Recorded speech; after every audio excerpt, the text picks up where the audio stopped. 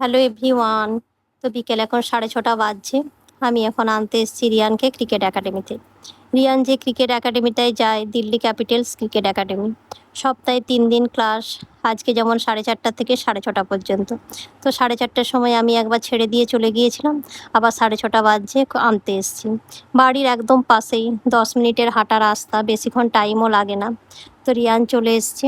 বাইরে প্রচণ্ড গরম আজকে। ক্রিকেট একাডেমি থেকে যাওয়ার পথে রিয়ান তো কিছু না কিছু ওকে খেতেই হবে। আর যেহেতু গুরগাঁওয়ে এখন প্রচণ্ড গরম, তো 4:30টার সময় এসছিল, রোদে রোদে খেলেছে এতক্ষণ, তো ঠান্ডা ঠান্ডা কিছু খেতে ইচ্ছা করছে। বাইরে আখের জুস আছে, বেলের শরবত আছে, লস্যি আছে। তো আজকে লস্যি খাবো ঠান্ডা ঠান্ডা, তাই 2 গ্লাস লস্যি নিয়ে নিয়েছি। এটা খেয়ে বাড়ি। রিয়ান নিচে সাইকেল চালাতে গেল, এই সময় ব্যাগটা একটু গুছিয়ে রাখি। রিয়ানের বার্থডে আছে কালকে। যেহেতু আমরা বাড়ি চলে যাচ্ছি কালকে বিকেল 5টার সময় আমাদের ট্রেন, সেই জন্য কেক কাটিংটা আজকেই করে নেব।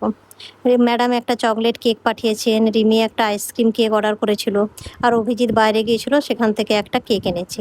তো যেহেতু কালকে থাকছি না, সেই জন্য আজকেই কেক কাটিংটা এখন করে নেব।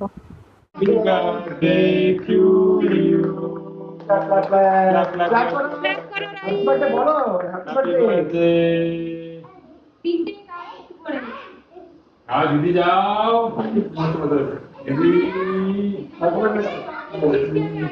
হ্যাঁ, ও চকলেট দেয়নি বলে ও রাগ হয়ে গেছে। তুমি দাদাকে খাও, তুমি দাদাকে খাও, দিদিকে খাও। আগে বুনিকে খাই দে। ওকে খাও, আগে বুনিকে, বুনিকে খাওয়া। হ্যাঁ, বুনি ঠিক জানে, বুনি ঠিক জানে।